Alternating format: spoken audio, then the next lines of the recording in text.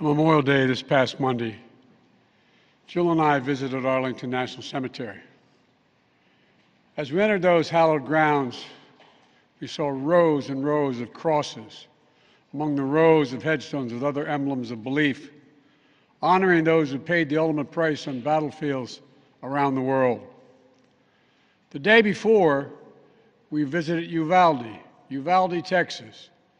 In front of Robb Elementary School, we stood before 21 crosses for 19 third and fourth graders and 2 teachers. On each cross, a name, and nearby, a photo of each victim that Jill and I reached out to touch. Innocent victims murdered in a classroom that had been turned into a killing field. Standing there in that small town, like so many other communities across America, I couldn't help but think there are too many other schools, too many other everyday places that have become killing fields, battlefields here in America. We stood at such a place just 12 days before, across from a grocery store in Buffalo, New York, memorializing 10 fellow Americans, a spouse, a parent, a grandparent, a sibling, gone forever. At both places, we spent hours with hundreds of family members who were broken, whose lives will never be the same. They had one message for all of us: do something. Just do something. For God's sake, do something.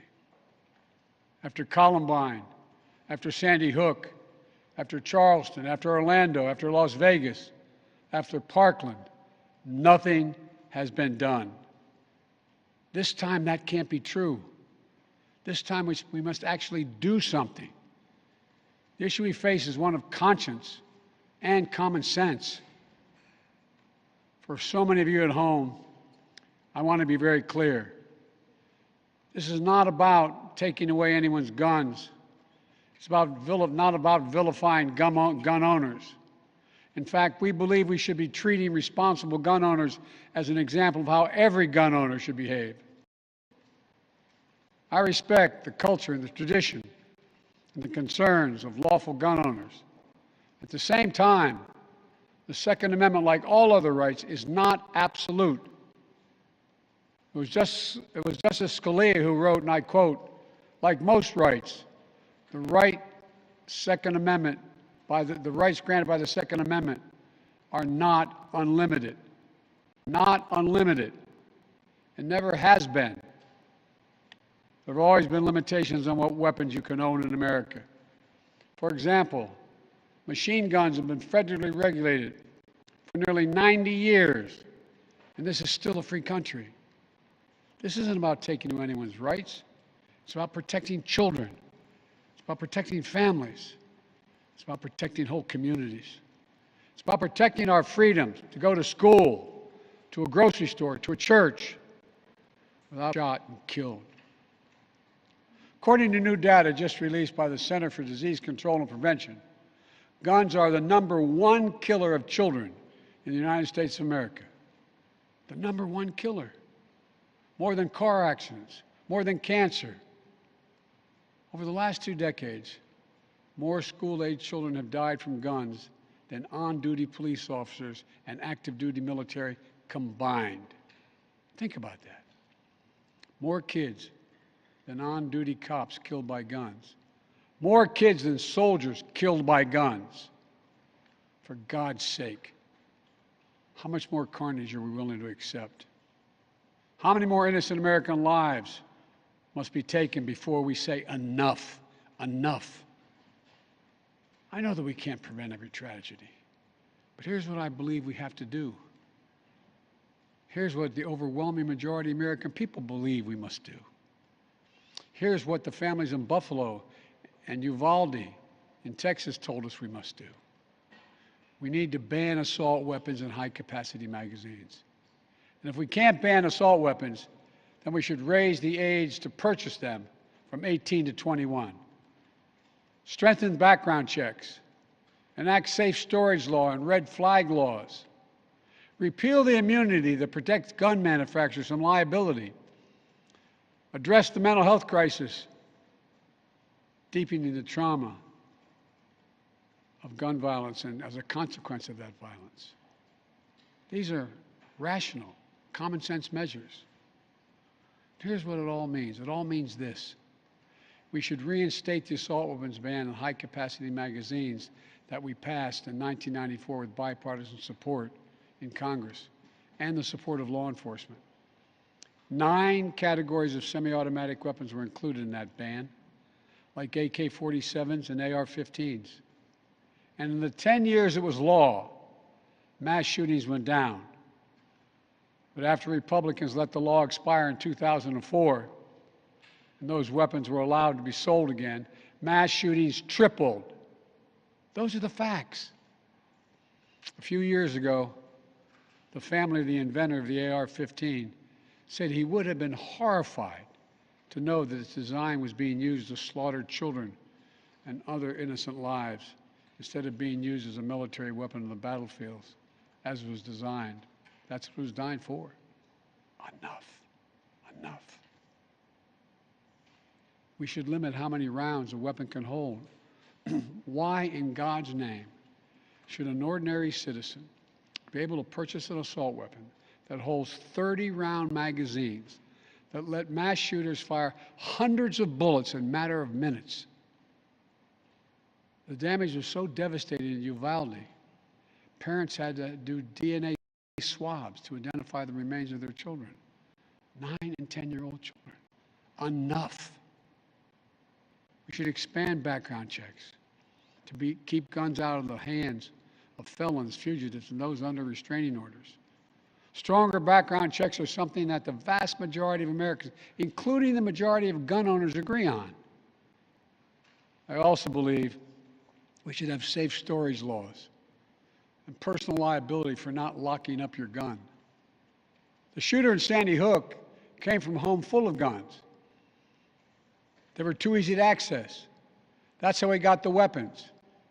The weapon he used to kill his mother and then murdered 26 people, including 20 first graders. If you own a weapon, you have a responsibility to secure it, to make sure no one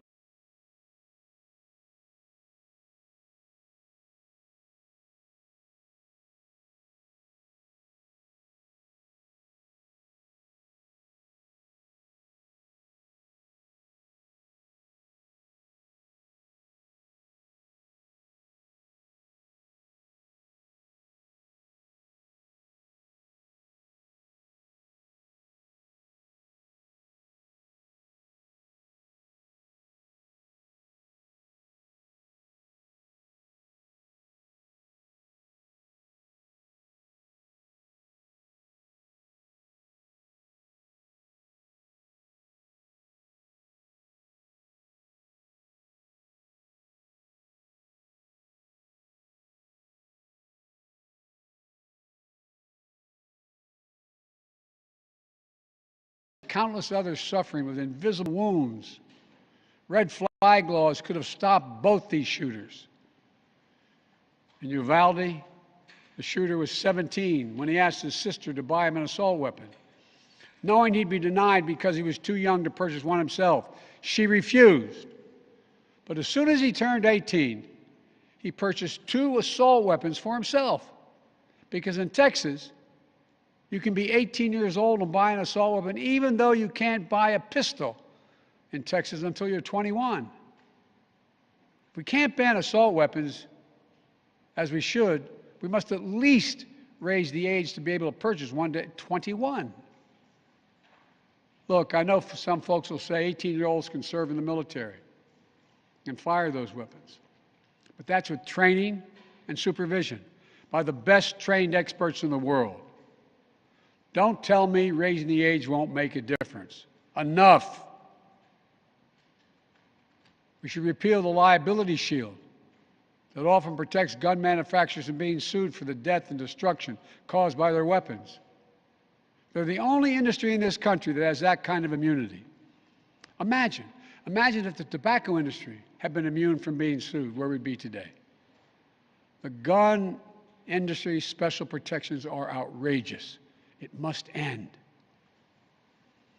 And let there be no mistake about the psychological trauma that gun violence leaves behind.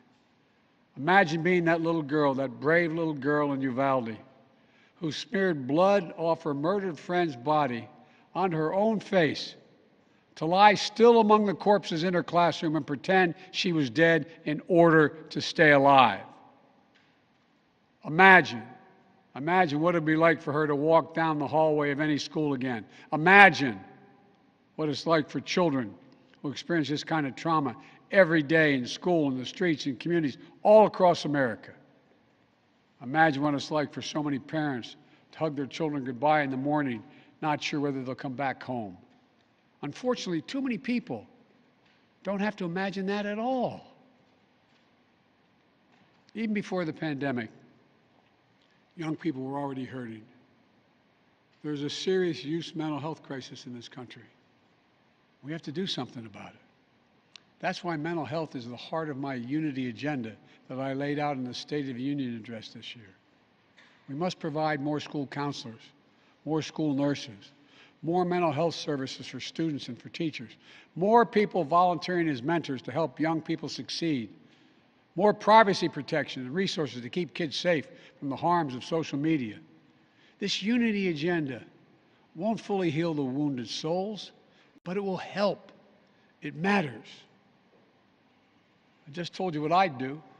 The question now is, what will the Congress do? The House of Representatives already passed key measures we need. Expanding background checks to cover nearly all gun sales, including at gun shows and online sales. Getting rid of the loophole that allows a gun sale to go through after 3 business days, even if the background check has not been completed. And the House is planning even more action next week. Safe storage requirements, the banning of high-capacity magazines, raising the age to buy an assault weapon to 21, federal red flag law, codifying my ban on ghost guns that don't have serial numbers and can't be traced, and tougher laws to prevent gun trafficking and straw purchases. This time, we have to take the time to do something. And this time, it's time for the Senate to do something. But as we know, in order to get anything done in the Senate, we need a minimum of 10 Republican senators. I support the bipartisan efforts that include a small group of Democrats and Republican senators trying to find a way. But my God, the fact that the majority of the Senate Republicans don't want any of these proposals even to be debated or come up for a vote, I find unconscionable. We can't fail the American people again. Since Uvalde, just over a week ago, there have been 20 other mass shootings in America, each with 4 or more people killed or injured, including yesterday at a hospital in Tulsa, Oklahoma. A shooter deliberately targeted a surgeon using an assault weapon he bought just a few hours before his rampage that left a surgeon, another doctor, a receptionist, and a patient dead and many more injured. That doesn't count the carnage we see every single day. It doesn't make the headlines. I've been in this fight for a long time. I know how hard it is, but I'll never give up. And if Congress fails, I believe this time a majority of the American people won't give up either. I believe the majority of you will act to turn your outrage into making this issue central to your vote. Enough, enough, enough. Over the next 17 days, the families in Uvalde will continue burying their dead. It will take that long in part because it's a town where everyone knows everyone. And day by day, they will honor each one they lost. Jill and I met with the owner and staff of the funeral home as being strong to take care of their own. People of Uvalde mourn as they do over the next 17 days. What will we be doing as a nation? Jill and I met with the sister of the teacher who was murdered and whose husband died of a heart attack 2 days later, leaving behind 4 beautiful orphaned children, all now orphaned. The sister asked us, what could she say? What could she tell her nieces and nephews? It's the most heartbreaking moments that I can remember. All I could think to say was, I told her to hold them tight. Hold them tight. After visiting the school, we attended Mass at Sacred Heart Catholic Church with Father Eddie. In the pews, families and friends held each other tightly. As Archbishop Gustavo spoke, he asked the children in attendance to come up on the altar and sit in the altar with him as he spoke. There wasn't enough room, so Mom and her young son sat next to Jill and me in the first pew. And as we left the church, a grandmother who had just lost her granddaughter passed me a handwritten letter. It read, quote, "Erase the invisible line that is dividing our nation. Come up with a solution and fix what's broken and make the changes that are necessary to prevent this from happening again." End of quote. My fellow Americans, enough. Enough. It's time for each of us to do our part. It's time to act for the children we've lost, for the children we can save, for the nation we love. Let's hear the call and the cry. Let's meet the moment. Let us finally do something. God bless the families who are hurting. God bless you all. From a hymn based on the 91st Psalm sung in my church. May he raise you up on eagle's wings and bear you on the breath of dawn, make you to shine like the sun and hold you in the palm of his hand. That's my prayer for all of you. God bless you.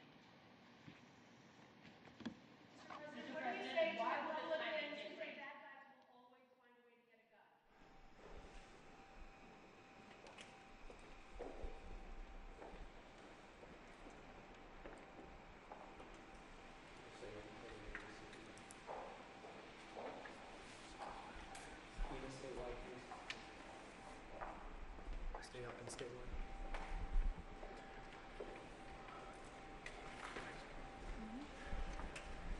Is it food? You too. Melissa, are you stable and what? Yeah, I'm on the We're play. gonna hold your shot for just a second.